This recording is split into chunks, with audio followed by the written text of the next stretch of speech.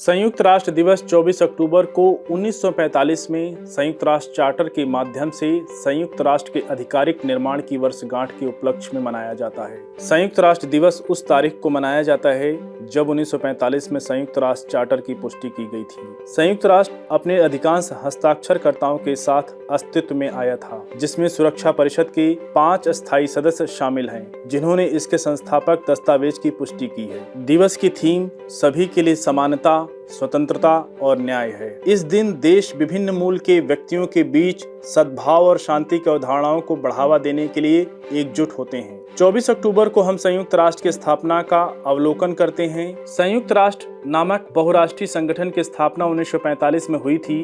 वर्तमान में संयुक्त राष्ट्र के 193 सदस्य देश हैं। इसके पास अपने मिशन को पूरा करने और इसके संस्थापक चार्टर में बताए गए लक्ष्यों और सिद्धांत के अनुसार कार्य करने के लिए कई विशिष्ट एजेंसियां हैं। इसके कर्तव्यों में अंतर्राष्ट्रीय कानून को कायम रखना, विश्व शांति और सुरक्षा को बनाए रखना, साथ ही मानवीय अधिकारों की रक्षा करना और मानवीय राहत प्रदान करना एवं सतत विकास को आगे बढ़ाना शामिल है। संयुक्त राष्ट्र की 6 आधिकारिक भाषाओं में शामिल है अरबी, चीनी, अंग्रेजी, फ्रेंच, रूसी, स्पेनिश। शीर्ष 4 योगदानकर्ता संयुक्त राज्य अमेरिका, जापान, चीन और जर्मनी है। संयुक्त राष्ट्र का विश्व में क्या योगदान है? परमाणु प्रसार को रोकना। अंतर्राष्ट्रीय परमाणु ऊर्जा एजेंसी IAEA की स्थापना 1957 में संयुक्त राष्ट्र प्रणाली के भीतर एक स्वायत्त संगठन के रूप में की गई थी। यह 50 से अधिक वर्षों से दुनिया का परमाणु निरीक्षक रहा है। IAEA यह सुनिश्चित करता है कि सुरक्षा उपायों के तहत परमाणु सामग्री का उपयोग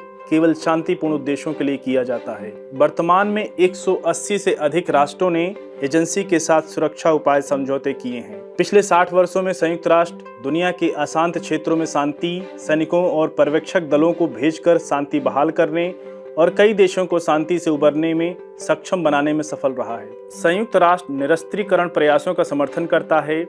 रासायनिक हथियार कन्वेंशन 1997, खदान प्रतिबंध कन्वेंशन 1997, शस्त्र व्यापार संधि 2014, संयुक्त राष्ट्र शांति सैनिक युद्धरत पक्षों के बीच निरस्त्रीकरण समझौते को लागू करने के लिए मजबूर होते हैं। संयुक्त राष्ट्र विकास को बढ़ावा देने में अपनी महत्वपूर्ण भूमिका निभाई है। सहस्राब्दी विकास लक्ष्यों MDG ने 2000 से अधिक दुनिया भर में जीवन स्तर, मानव क्षमताओं और क्षमता को बढ़ाने के लिए एक रूपरेखा के रूप में कार्य किया है। संयुक्त राष्ट्र बाल कोष यूनिसेफ 150 से अधिक देशों में कार्य करता है, जो मुख्य रूप से बाल संरक्षण, टीकाकरण, लड़कियों की शिक्षा और आपातकालीन सहायता पर केंद्रित है। संयुक्त राष्ट्र विकास कार्यक्रम UNDP गरीबी से निपटने, सुशासन को प्रोत्साहित करने, संकटों से निपटने और पर्यावरण की रक्षा के लिए लगभग 5000 से अधिक परियोजनाओं का समर्थन करता है। UNCTAD संयुक्त राष्ट्र का एक संगठन है जो विकासशील देशों को उनकी व्यापार संभावनाओं को अधिकतम करने में सहायता करता है।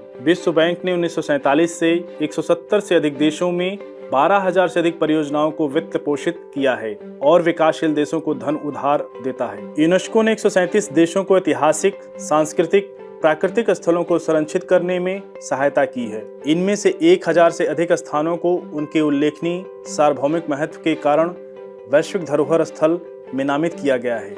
जलवायु परिवर्तन एक वैश्विक समस्या है जिसके लिए वैश्विक समाधान की आवश्यकता।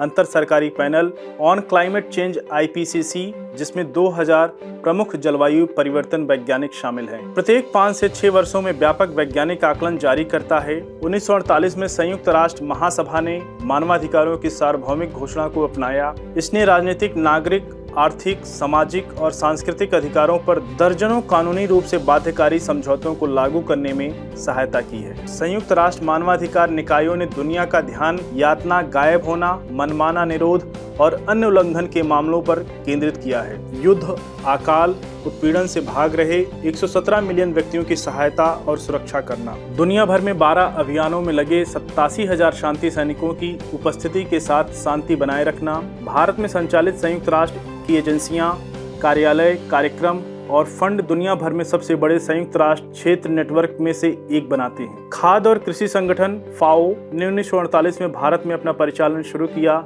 जिसका उद्देश्य तकनीकी सहायता और नीतिगत समर्थन के माध्यम से देश के खाद्य और कृषि क्षेत्रों में क्रांति लाना था। समय के साथ FAO की भागीदारी खाद्य पहुंच, पोषण, आजीविका, ग्रामीण विकास और सतत कृषि जैसे मुद्दों को शामिल करने के लिए विस्तारित हुई थी। सतत विकास लक्ष्यों SDG को अपनाने के साथ भारत में FAO के प्रयास मुख्य रूप से सतत कृषि प्रथाओं को बढ़ावा देने पर केंद्रित होंगे। इसलिए संयुक्त राष्ट्र ने द्वितीय विश्व युद्ध के दौरान की तुलना में अब अधिक सभ्य, शांतिपूर्ण और सुरक्षित मानव सभ्यता को बढ़ावा देने में महत्वपूर्ण भूमिका निभाई है। दुनिया में सबसे अधिक लोकतांत्रिक संगठन के रूप में संयुक्त राष्ट्र के पास मानवता के प्रति बहुत बड़ी जिम्मेदारी है, जो लोकतांत्रिक समाजों को बढ़ावा देने, अत्यधिक गरीबी में रहने वालों की अर्थव्यवस्थाओं को विकसित करने और जलवायु परिवर्तन के आलोक में पृथ्वी के पारिस्थितिकी तंत्र की रक्षा करने में सहायता करता है।